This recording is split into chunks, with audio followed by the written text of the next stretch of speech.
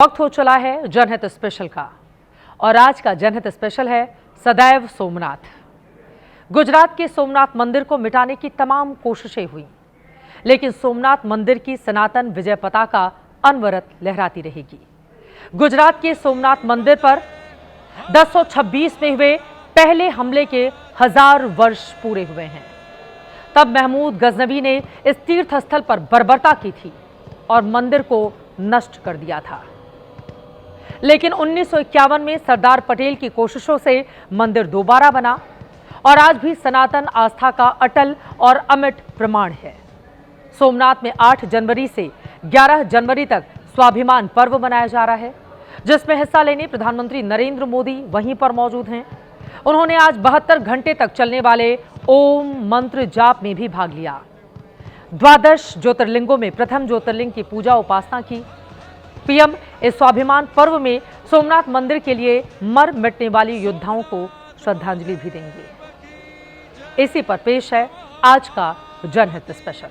1026 में सोमनाथ का मंदिर ध्वस्त किया गया था। वो दर्द कितना गहरा होगा। सोमनाथ मंदिर के भीतर भारत की आत्मा भी सम्मिलित है। सरदार पटेल ने हिंदुस्तान को सोमनाथ के रूप में सांस्कृतिक चेतना का जो मंदिर दिया है, उसके लिए न सिर्फ गुजरात, पूरा देश गौरव अनुभव करता है। मैं उन वीरों को भी नमन करना चाहता हूं, जिन्होंने सदियों तक सोमनाथ की रक्षा करने के लिए अपने प्राणों को बलि चढ़ा दिया। जय जय सोमनाथ।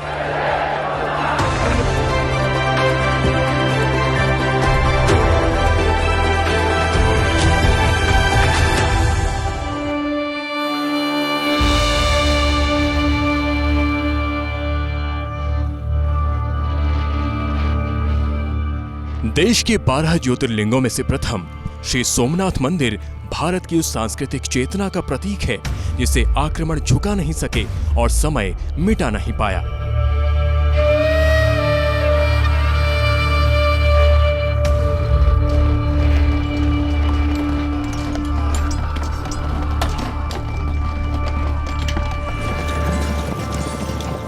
एक 1026 ईस्वी में जब सोमनाथ पर पहला आक्रमण हुआ तो निशाना सिर्फ मंदिर और उसका वैभव नहीं था, हिंदुस्तान की आस्था और आत्मविश्वास को तोड़ने की कोशिश की गई।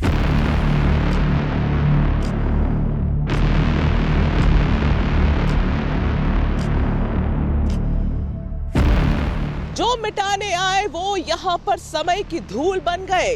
सदियां गुजर गईं, लेकिन स्मृति और संकल्प दोनों जिंदा रहे और आज सोमनाथ मंदिर अपनी भव्यता के साथ खड़ा है।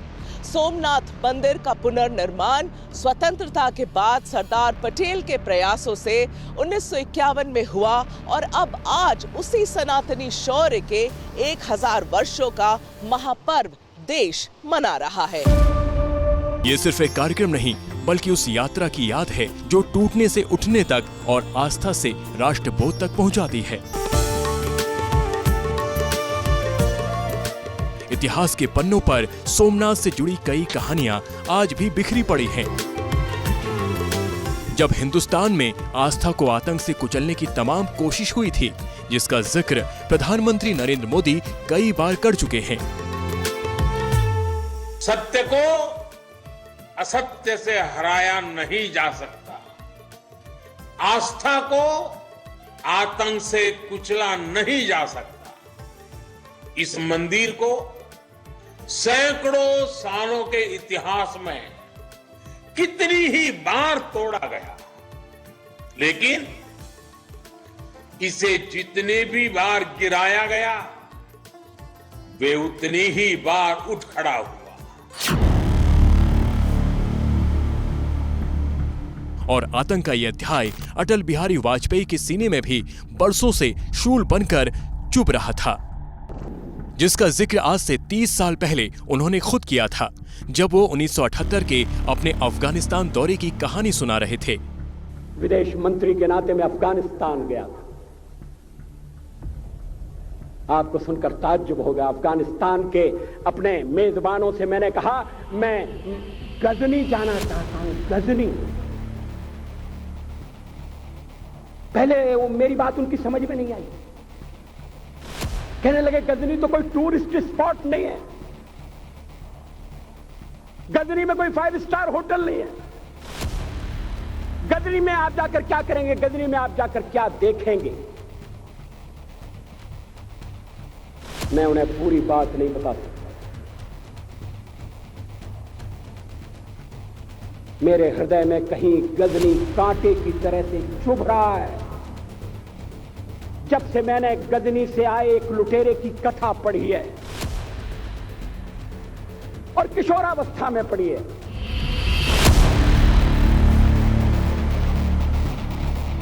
ये वही गजनी था जहां से आए लुटेरे महमूद गजनवी ने गुजरात के सोमनाथ मंदिर पर हमला किया और इसलिए अटल जी अफगानिस्तान के उस इलाके गजनी को देखना चाहते थे जहां से महमूद गजनवी आया था। मैं देखना चाहता था वो गजनी कैसा है। आपको सुनकर ताज्जुब होगा, महमूद गजनी का अफगानिस्तान के इतिहास में कोई स्थान नहीं है।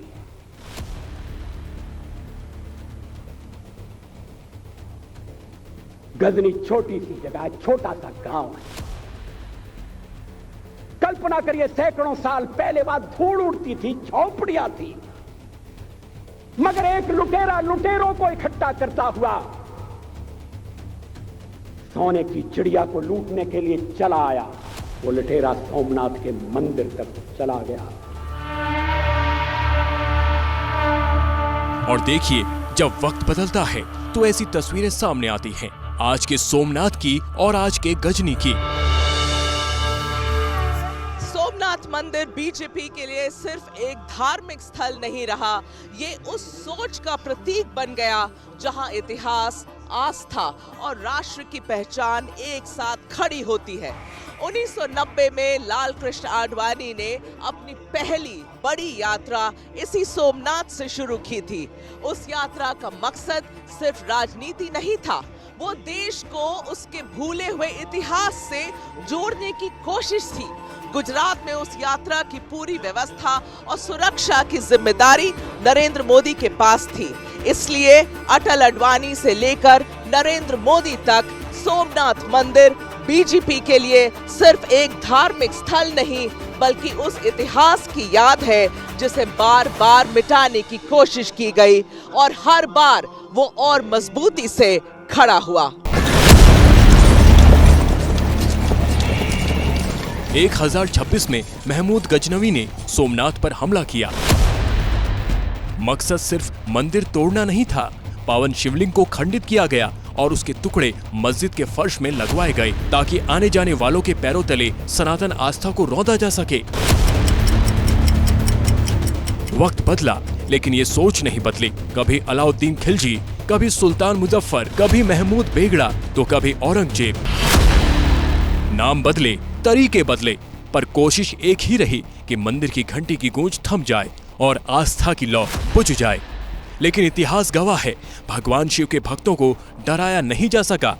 अपने आराध्य के लिए अनगिनत सनातनियों ने संघर्ष किया, हजारों ने अपना रक्त बहाया ताकि भगवान सोमेश्वर का यह तीर्थ सदैव प्रकाश फैलाता रहे। लेकिन 1000 साल बाद क्रूर शासक गजनी के साथ चर्चा उस दौर की हो रही है जब सौराष्ट्र में मंदिर वर्तमान स्वरूप में आकार ले रहा था और 1200 किलोमीटर दूर दिल्ली में उस दौरान बहुत कुछ घट रहा था। इस आयोजन से पहले नरेंद्र मोदी ने लेख लिखा है। तत्कालीन प्रधानमंत्री पंडित जवाहरलाल नेहरू इस घटना से अधिक उत्साहित नहीं थे। वो नहीं चाहते थे कि माननीय राष्ट्रपति और मंत्री इस समारोह का हिस्सा बने। उन्होंने कहा कि इस घटना से भारत की छवि खराब होगी, लेकिन राजेंद्र बाबू अडिग रहे और फिर जो हुआ उसने एक नया इतिहास रच दिया।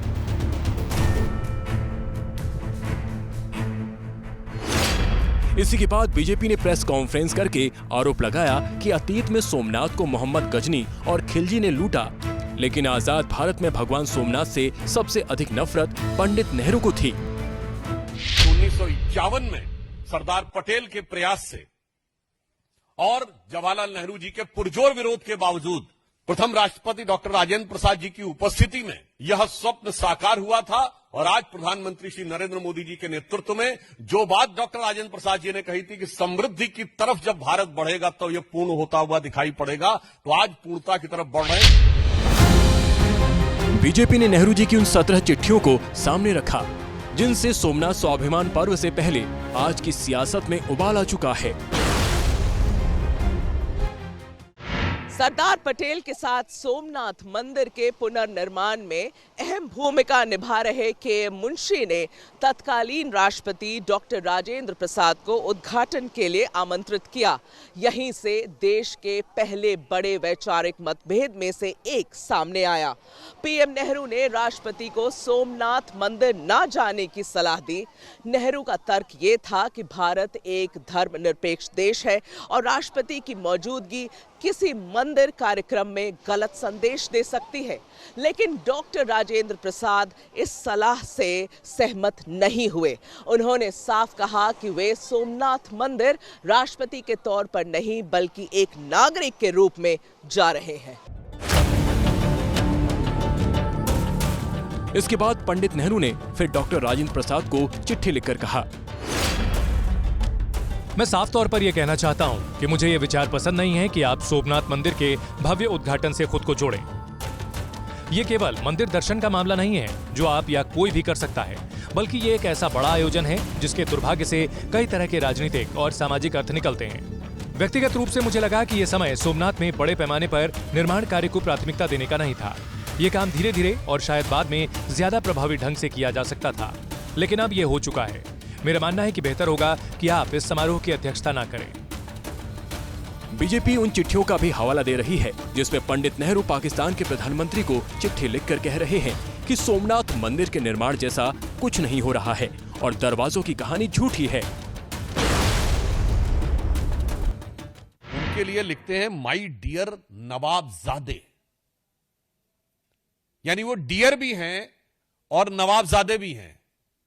सम्मान से अभिभूत होकर वो ये कह रहे हैं कि मैं ये बात स्पष्ट करना चाहता हूं कि जो सोमनाथ का मंदिर में हो रहा है वो बिल्कुल गलत है, उसको लेकर कोई प्रचार दुष्प्रचार नहीं करना चाहिए।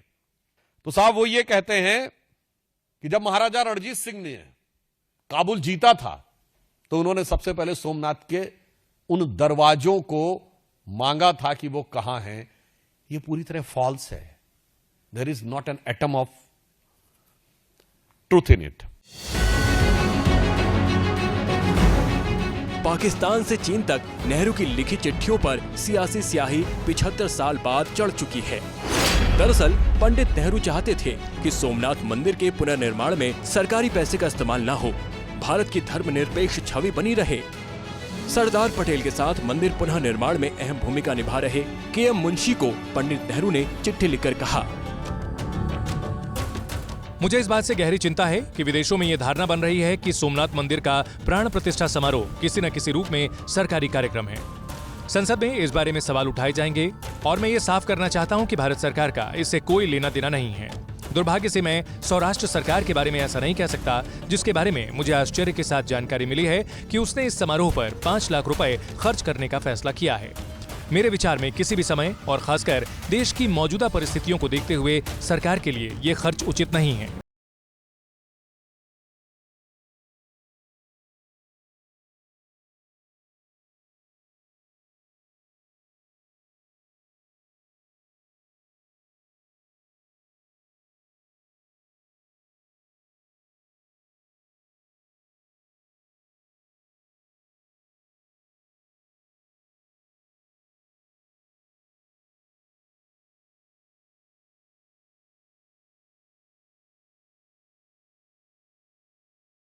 मंदिर अटल खड़ा हुआ।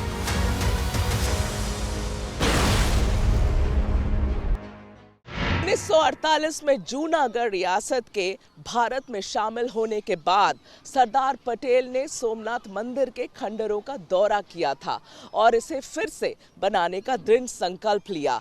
इसे गुलामी का घाव भरने और राष्ट्रीय गौरव का प्रतीक बताया। सरदार पटेल के निधन के 6 महीने के बाद पुनर्निर्माण का काम पूरा हुआ और मई 1951 में ये सोमनाथ मंदिर का स्वरूप बनकर तैयार हुआ और आम भक्तों के लिए इसे खोल दिया गया। ये घटना केवल एक इमारत का निर्माण नहीं बल्कि स्वतंत्र भारत की सांस्कृतिक पहचान और राष्ट्रीय गौरव की पुनर्स्थापना का प्रतीक बन गई, जैसा कि पटेल चाहते थे। और इस ऐतिहासिक जीर्णोद्वार के 75 वर्ष पूरे होने पर उस देश के उस दौर को भी याद किया जा रहा है जब संघर्षों से लड़कर सोमनाथ मंदिर की पताका विजयमान हुई थी। भवेनाति भवे भोष्मान् भूद्भवाय नमः। ओम स्वस्ति न इंद्रो वृद्धश्रवाः स्वस्ति।